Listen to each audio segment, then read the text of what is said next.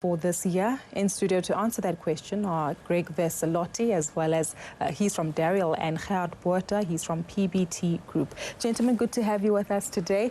Maybe the good starting point is to tell you about an update I saw about this particular story that we're talking about today. And you mentioned that South African businesses need to start adopting technological innovations.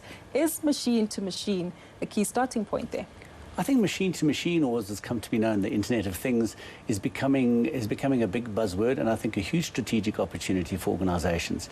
It's an opportunity to innovate, whether it be with one's customers or in an operational aspect, in the field, working with staff. There's so many opportunities that machine-to-machine brings you, or Internet of Things, where devices that connect to the Internet and connect to people give you the opportunity to communicate and get real-time information about what's happening in the market or in the field. Gerhard, I want to get your views on this one. Is that an opportunity or a threat? Because some people hear about the Internet of Things and machines, and many people start thinking about the protection of their jobs first, as though that's something that's creeping in on their space. Well, I don't think it is a threat to anybody. I think it's opportunity.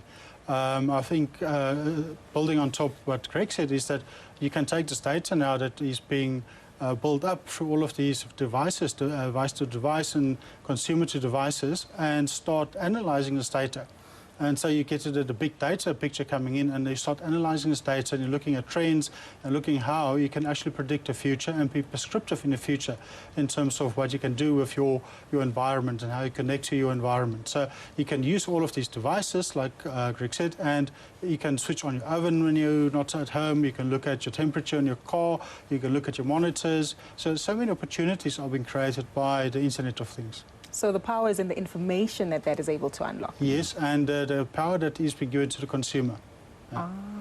Let's touch on another interesting area, which is the integration of mobile apps. I'm a bit nervous about this one because it does seem as though it crosses several boundaries here, or does it? I think the world of mobile applications has changed and has grown. It was a gaming device. It was suddenly it was your diary. We're moving into the world where the mobile application is integrating and linking into the business systems. So you can now do a claim right where you have your accident and integrate that or connect that to your policy, so that right there and then all of the claim information is captured and is able to be processed within 24 hours. So we need to integrate the mobile application and what we're doing into the business process, so that you connect your customer or you connect your supplier with what you're doing, and then you just extend your organization outside of its boundaries. What sticks out for me is that you both use the word customer at some point. So are we becoming a more technologically advanced but also customer-centric when it comes to these technologies that we're developing? Absolutely. Technology was so used for internal stuff before. Now that we've got the internet, we have mobile applications, we have this Internet of Things, we're able to engage and bring the customer into our world or be part of his world. And so it's a lot more engaging, the technology now. So I think the customer is very involved in what we're doing, and you give him a much better experience of your organization.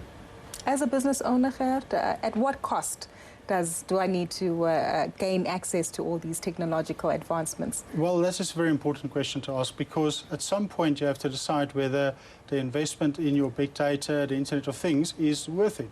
If you start analyzing your data and you say, I can gain another 2% of my customer base, but it comes with such a cost that recouping of that investment will only happen in 5 years or in 10 years, it may not be worth it. So you have to build whatever you do and whatever technology you bring into your company, it must be a wise business decision first.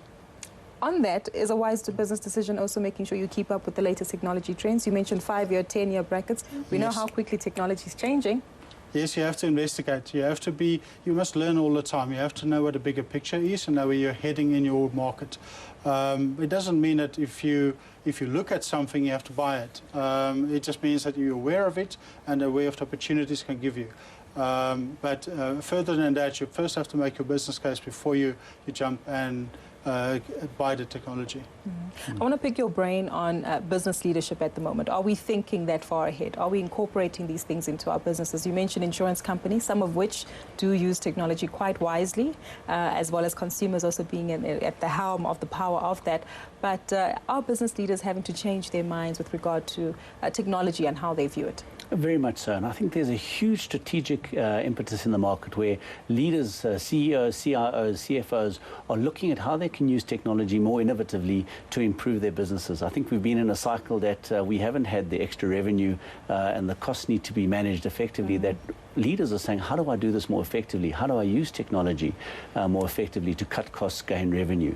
I think also people are looking at disruptive technologies and saying, how can I disrupt my market? How can I get an extra percent here or there using technology with the ROI, but in a disruptive way? And you looked what's happened in the taxi industry, how we've changed with some international disruptive technologies, how that's changing. And people are looking for those opportunities. Now, there's lots that fail for those that work, but I think organizations are looking for that advantage and that innovation.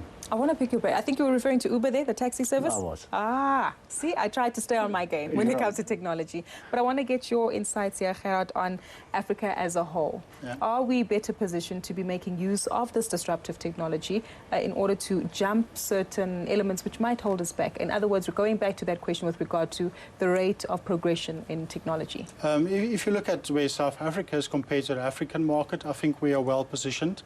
We've got very strong backbone up to Europe and to the east, so we can make use of a lot of this cloud technology, for instance. And a lot of parts of Africa is still lacking behind in that.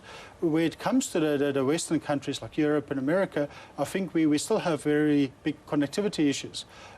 So things like cloud adoption is going to lag behind simply because there's going to be a connection problem. Infrastructure in South Africa is not keeping up with the demand on the internet, so we need to up our game a lot on the internet here for us to be competitive and in the same playing field as the rest of the Western world.